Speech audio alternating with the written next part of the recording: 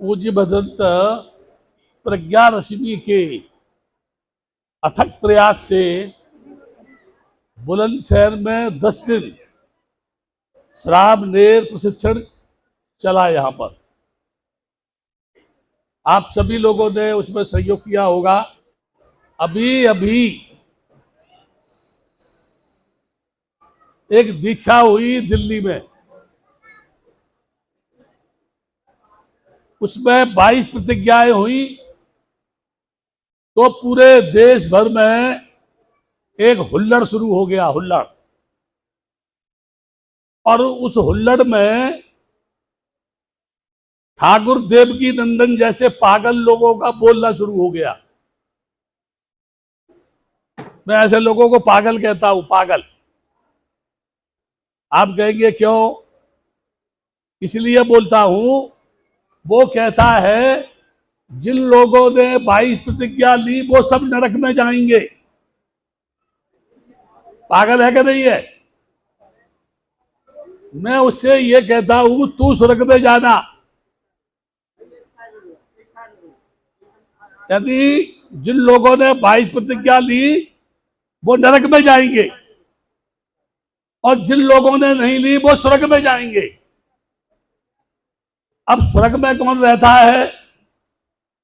स्वर्ग में सबसे ज्यादा हसीन महिलाएं रहती हैं, खूबसूरत। और उसका राजा कौन है? इंद्र। जब कोई तपस्या करता है तो इंद्र का सिंहासन हिलता है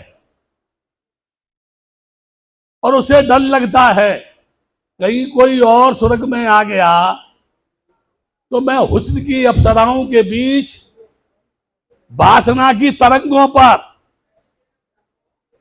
यौवन का जो आनंद ले रहा हूं उसमें व्यवधान पैदा हो जाएगा। कौन कहता है? इंद्र कहता है, मैं नहीं कह रहा। अब मैं आपसे सिर्फ पूछूंगा, मैं किसी के बारे में एक शब्द नहीं बोलूंगा। और पूर्ण रूपेण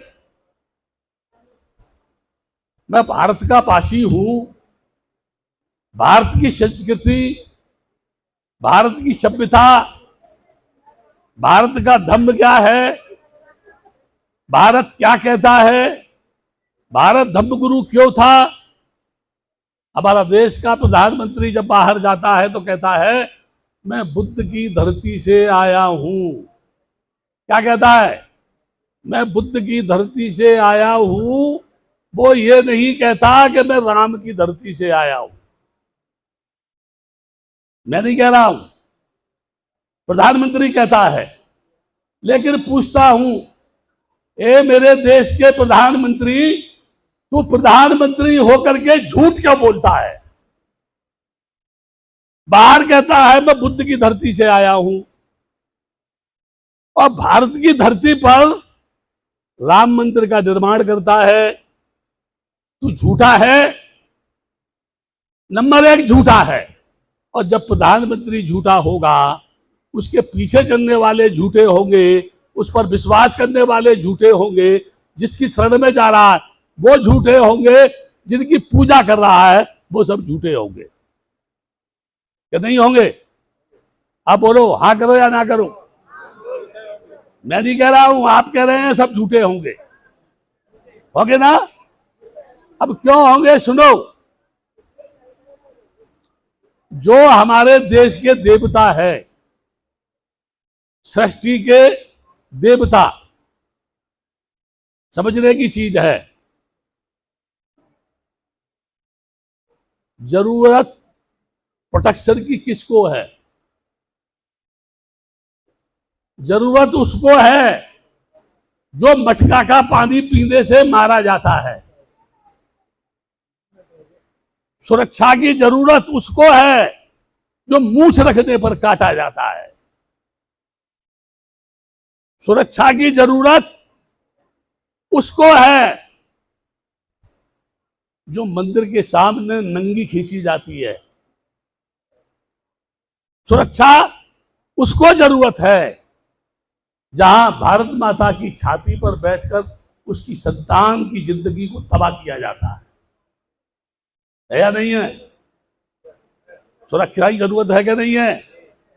जो बदमाश है, जो गुंडा है, जो लुच्चा है, जो लफंगा है, जो झूठा है, जो मक्कार है, क्या उसको सुरक्षा की आवश्यकता है? ये देश उल्टा है। ये क्यों कह रहा? एक अंगुलीमाल जिसको राजा की फौज भी नहीं पकड़ पाई, एक अंगुलीमाल जिसको राजा की फौज नहीं पकड़ पाई, सेना नहीं पकड़ पाई, उसको देख करके महिलाएं भाग जाती थी, बच्चे को छोड़ करके घर भागती थी, बाल्टी पानी की भरी कुएं में छोड़ जाती थी और वहां से भाग जाती थी। समझने की चीज है ये। जिस अंगुलीमाल को फौज नहीं पकड़ पाई, उस अंगुलीमाल को बुद्ध बगैर किसी हथियार के, बुद्ध बगैर किसी फौज के, बुद्ध बगैर किसी सेना के, बुद्ध बगैर किसी राजा के, बगैर किसी के कहे, बगैर किसी के सुने, बगैर किसी के आदेश के वो गया और एक शब्द से ही अंगुलीमाल को भिक्षु बना करके अपने साथ लेके आ गया। क्या खासियत थी उसके अंदर? क्या विशेषता थी उसके अंदर? उसकी सबसे बड़ी विशेषता थी उसका चित्त परिशुद्ध था, उसकी वाणी परिशुद्ध थी, उसका शरीर परिशुद्ध था। जो चित्त से बदमाश है, जो वाणी से फरेबी है, जो शरीर से धोखेबाज है, वासना में डूबा हुआ है, क्या वह ये काम कर सकता है? फिर मेरा एक प्रश्न है, दुर्गा के हाथ में तलवार क्यों है? शंकर के हाथ में त्रिशूल क्यों है? राम के हाथ में धनुष बाण क्यों है? कृष्ण के हाथ में सुदर्शन चक्र क्यों है? जो सृष्टि का पूजनीय है, जो सृष्टि का देवता है, जो सृष्टि का मालिक है, जो सृष्टि को चलाने वाला है, जो सृष्टि को दिशा देने वाला है, जो सृष्टि के मानव समाज को सभ्यता सिखाने वाला है, आखिर इसको हथियार रखने की क्या आवश्यकता है? मैं देश से पूछता हूं, देश की सरकार से पूछता हूं, बड़े बड़े ब्राह्मणों से पूछता हूं, मनीषियों से पूछता हूं, जगत गुरु शंकराचार्य से पूछता हूं, ब्राह्मणों से पूछता हूं, तुम बताओ उन भगवान के मानने वाले जो भक्त है, जो देवता है, पवित्र हैं, उनको हथियार रखने की क्या आवश्यकता है? मुझे लगता है कहीं ना कहीं उनमें खोट है, कोई ना कोई कमी है, इसलिए वो हथियार रखे हुए हैं। और जो हथियार रखे हुए हैं, इसका मतलब है वो वक्त आने पर नरसंहार करने वाले हैं, वक्त आने पर हत्या करने वाले हैं, वक्त आने पर लोगों का गला घोटने वाले हैं। आप कहेंगे क्यों? तो सम्मुख का वध किसने किया?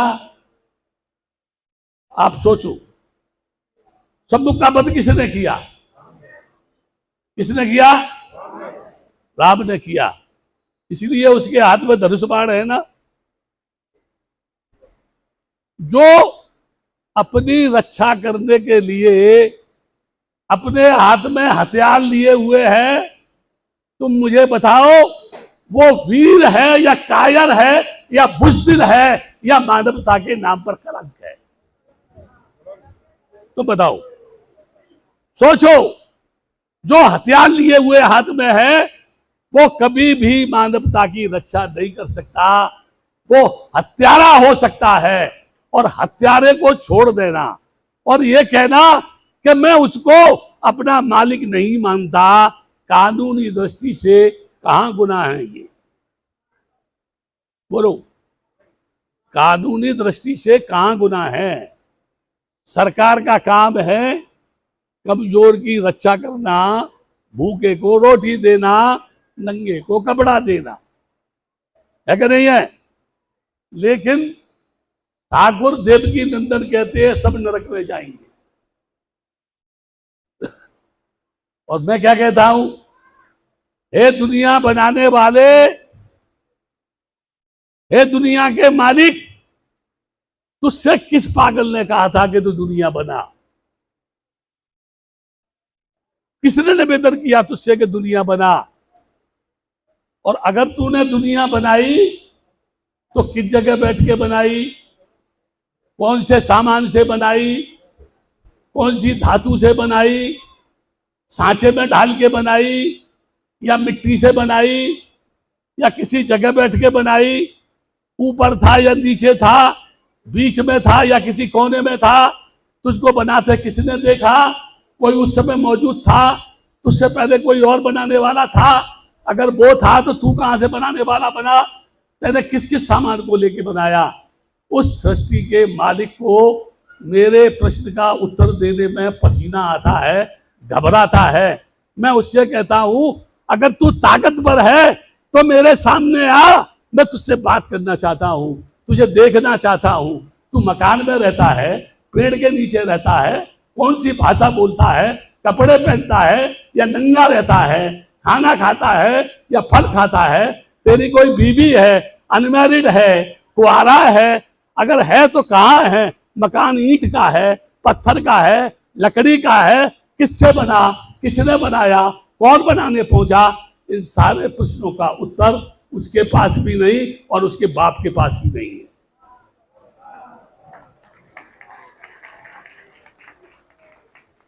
ताली तो ऐसे बजा रहे जैसे बहुत समझदार है।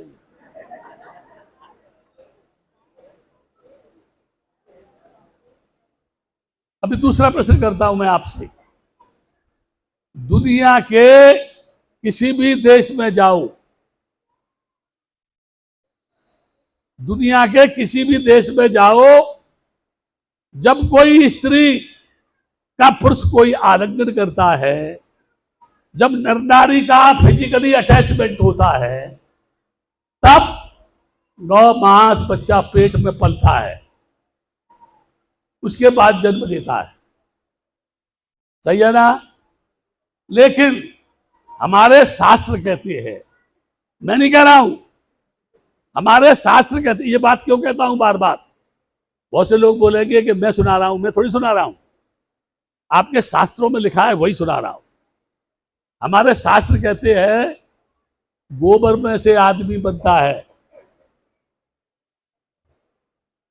मकड़ी में आदमी पैदा होता है, मकड़ी में, जल में आदमी जलंधर पैदा होता है। अरे पागलो, ए मूर्खो, ए ढोंगियो, लुच्चे और लफंगो, अगर गोबर से पैदा होता है, मकड़ी में से पैदा होता है, तो क्या जरूरत है नशबंदी की? क्या जरूरत है लड़का लड़की की शादी की? कोई शादी मत करो, गोबर उठाओ, उसी में से आदमी तैयार। मकड़ी के पेट में से मकर ध्वज निकलेगा। कोई जरूरत है शादी करने की क्या? बोलो, पागल है कि नहीं? सारे काम बगैर औरत के हो रहे हैं। अरे जनसंख्या भी आदमी से यानी वैसे ही पैदा हो जाएगी। मैं एक बात और पूछता हूं आपसे, मैं नहीं कह रहा, ये भी मैं नहीं कह रहा हूं, आत्मा मरती नहीं है। गलत है कि सही है? बोलो, आत्मा मरती नहीं है। अब चक्कर पड़ गए लोग, क्या बोले, फंस जाएंगे लफड़े में। आत्मा मरती नहीं है, आत्मा पैदा भी नहीं होती है, केवल कपड़े की तरह से शरीर को बदलती है। सही है ना? आत्मा मरती भी नहीं है, अजर अमर अविनाशी है, पैदा नहीं होती है, केवल शरीर को कपड़े की तरह से बदलती है। इसलिए ब्राह्मणों से कहता हूं, ठाकुर देवकी नंदन से कहता हूं, भूल से भी मत मारना अपनी मैया को। हो सकता है उसमें कोई कुतिया की आत्मा आ गई हो। भूल से भी किसी भैंस को मत मारना, हो सकता है उसमें तेरी नानी की आत्मा आ गई हो। नहीं आएगी ना, शरीर बदलती है ना, इसमें से निकल के उसमें घुस जाती है।